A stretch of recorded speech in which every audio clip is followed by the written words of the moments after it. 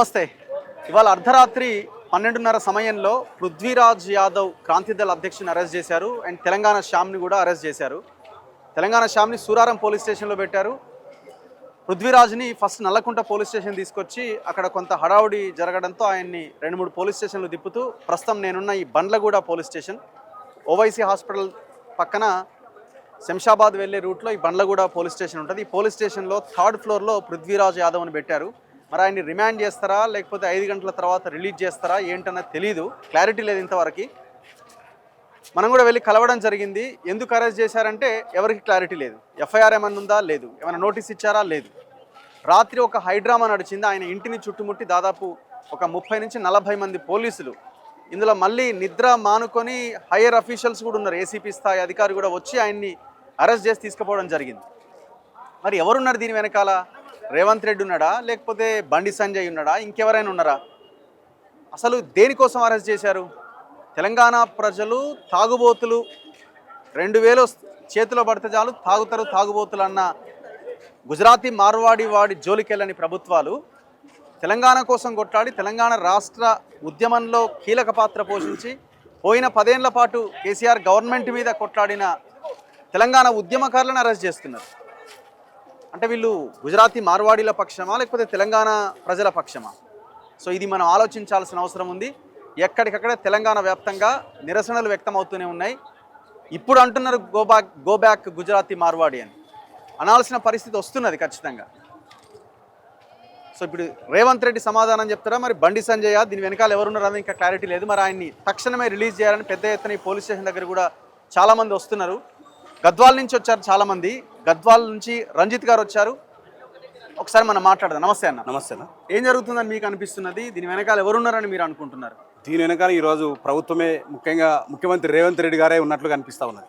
గతంలో ఈయన ప్రతిపక్ష నేతగా ఉన్నప్పుడు అర్ధరాత్రి టైంలో అరెస్ట్ చేస్తే ఎట్లాంటి వారెంట్ లేకుండా ఎట్లా అరెస్ట్ చేస్తారని ప్రశ్నించిన వ్యక్తే ఈరోజు ముఖ్యమంత్రి అయ్యేసరికి గతాన్ని మరిచి ఒక ఉద్యమకారుడు, అంటే అనేక ఇప్పుడు ప్రభుత్వం పట్ల ఏదైతే ఈరోజు వ్యతిరేకత ఉన్నదో, ప్రభుత్వాన్ని ప్రశ్నిస్తూ ఉన్నాడో, ప్రభుత్వం అమలు చేయాల్సినటువంటి పథకాలు ఎందుకు అమలు చేయడం లేదని ప్రశ్నిస్తూ ఉన్నాడో, దీంతో పాటు మార్వాడి కూడా ఏదైతే కల్చర్ ఉన్నదో ఇక్కడ తెలంగాణ అస్తిత్వాన్ని దెబ్బతీసే విధంగా ఇక్కడ మార్వాడీలు, గుజరాతీలు కావచ్చు, వీటిని అన్నింటినీ ప్రశ్నిస్తున్న తరుణంలో ఖచ్చితంగా ఈ అరెస్ట్ అనేది అప్రజాస్వామికం. అర్ధరాత్రి పూట 12 గంటలకు తలుపులు తట్టి ఎట్లాంటి వారెంట్ లేకుండా ఒకవేళ నిజంగా మీరు ఒకవేళ పిలుపు ఇస్తే కనుక అక్కడనే హౌస్ అరెస్ట్ చేయొచ్చు. అలా కాకుండా తీసుకురావడము, రాత్రి నుంచి పోలీస్ స్టేషన్ల చుట్టూ తిప్పడము, ఇప్పటిదాకా సరైన క్లారిటీ ఇవ్వకపోవడం అనేది చాలా అనుమానాస్పదంగా కనిపిస్తూ ఉన్నది.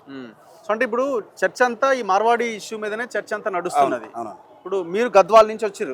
గద్వాల్లో సిచ్యువేషన్ ఎట్లున్నది? అంటే ప్రజల్లో ఇది బలంగా ఉన్న నినాదంగానే కనబడుతున్నదా? చాలా ఖచ్చితంగా బలంగా కనిపిస్తా ఉన్నది. ఎందుకోసం అంటే ఎక్కడ ఒక మండల స్థాయి నుంచి మొదలుకొని ఒక 3000-4000 జనాభా ఉండేసరికి ఖచ్చితంగా అక్కడ ఒక మార్వాడి ఉంటాడు. మీ దగ్గర ఉన్నారా? ఖచ్చితంగా ఉన్నారు. అక్కడ చాలా మంది ఉన్నారు. ఎందుకోసం ఇప్పటికే రెంట్లు పెంచినారు, వాళ్ళ వల్ల ఇప్పటికే స్థానికులకు అవకాశాలు లేకుండా చేస్తా ఉన్నారు.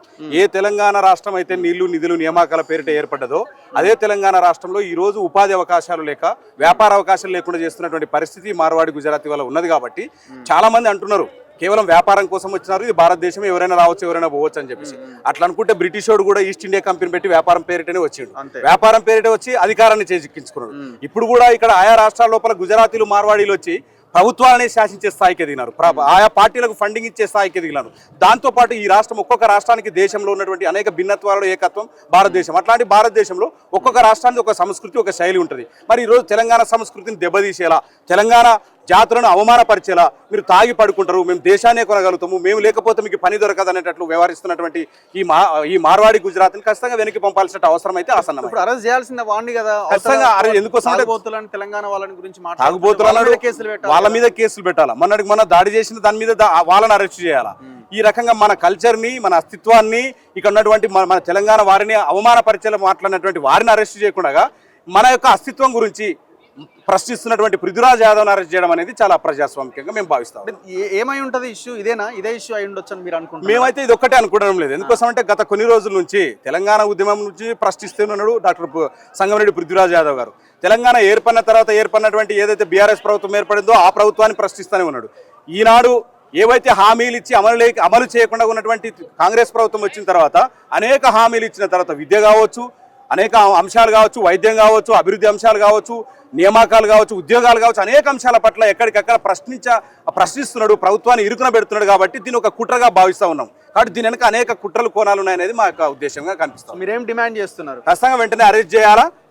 ఈ రోజు ఏదైతే అక్రమంగా అరెస్ట్ చేసినారో పృథ్వీరాజ్ యాదవ్, అట్లాగే ఏదైతే ఈ ప్రభుత్వాలు ఈ పార్టీలు ఒక లైన్ తీసుకోవాల్సిన అవసరం ఉన్నది. ఈరోజు మా యొక్క అస్తిత్వాన్ని దెబ్బతీసేలా, మాకు వ్యాపార అవకాశాలు దెబ్బతీసేలా, ఎక్కడి నుంచి వస్త్ర వ్యాపారంలో వాళ్ళే ఉన్నారు, నగల వ్యాపారంలో వాళ్ళే ఉన్నారు, కంప్లీట్గా జిఎస్టీ కట్టకుండా ప్రభుత్వానికి ఎగనామం పెడుతూ ఎట్లాంటి ట్యాక్సులు కట్టకుండా నువ్వు ఒక ఇల్లు కట్టుకోవాలన్నా చిన్న వస్తువు నుంచి మొత్తం ఇల్లు కంప్లీట్ అయ్యేంత వరకు ప్రతి వస్తువు వాళ్ళే అవుతుంది. ఎలక్ట్రానిక్ గూడ్స్ కాడ నుంచి మొదలుకుంటే అనేక వస్తువులు కూడా మొత్తం వాళ్ళే ప్రవేశించే పరిస్థితి కనిపిస్తున్నది.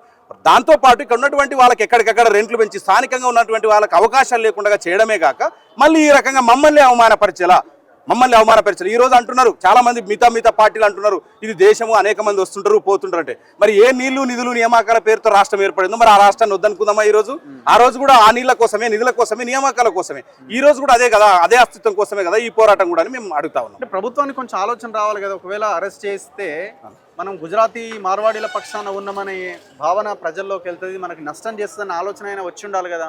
ఖచ్చితంగా ఇది మెల్లిగా ప్రజల్లోకి అయితే బలంగా వెళ్తా ఉన్నది. ముఖ్యంగా మీలాంటి వాళ్ళు ప్రజల్లోకి కూడా బలంగా తీసుకెళ్లడం వల్ల ఈరోజు ఇట్లాంటి ప్రశ్నించే వాళ్ళు అట్లా కూడా ప్రజల్లో మెల్లిగా వెళ్తా ఉన్నది, ఆలోచన చేస్తూ ఉన్నారు, చైతన్యం అవుతా ఉన్నారు.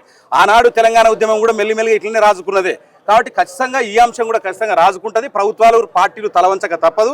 ఈ ప్రభుత్వాలు పార్టీలు కూడా వాళ్ళు ఇచ్చే ఫండింగ్ మీద ఆధారపడి ఈరోజు ప్రభుత్వాలు ఏర్పాటు చేసుకుంటున్నారు, వాళ్ళు ఇచ్చే ఫండ్ మీద పార్టీలు నడుపుకుంటున్నారు. కాబట్టి వాళ్ళ పట్ల కాస్త ఆ మెతక వైఖరిని ప్రదర్శిస్తున్నట్లు కనిపిస్తూ ఉన్నది. ఖచ్చితంగా ప్రజా ఉద్యమం పెరిగింది అనుకో, ఖచ్చితంగా ప్రజల ఆగ్రహం వెనుక ఖచ్చితంగా ఆయా పార్టీలైనా ప్రభుత్వాలైనా తలవంచక తప్పదు అనేది మా మాట్లాడతారా?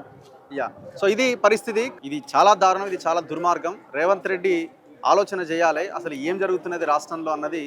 మీకు మీరుగా ఒకసారి ఆత్మపరిశీలన చేసుకోవాల్సిన అవసరం ఉన్నది. మీరు వాళ్ళ పక్షాన్నే ఉంటామంటే రేపు పొద్దున వాళ్ళే మీకు ఓట్లేస్తారు, తెలంగాణ ప్రజలంతా వేరే దారి చూసుకుంటారు. దారి చూసుకోవాల్సిన అవసరం కూడా ఉన్నదేమో అనిపిస్తున్నది పరిస్థితి చూస్తుంటే. చూద్దాం ఏం చేస్తారు, ఏం జరుగుతుంది అన్నది. చాలామంది వస్తున్నారు, ఆయన్ని కలిసి మాట్లాడే ప్రయత్నం చేస్తున్నారు. చూస్తూనే ఉండండి మన తొలివేలు.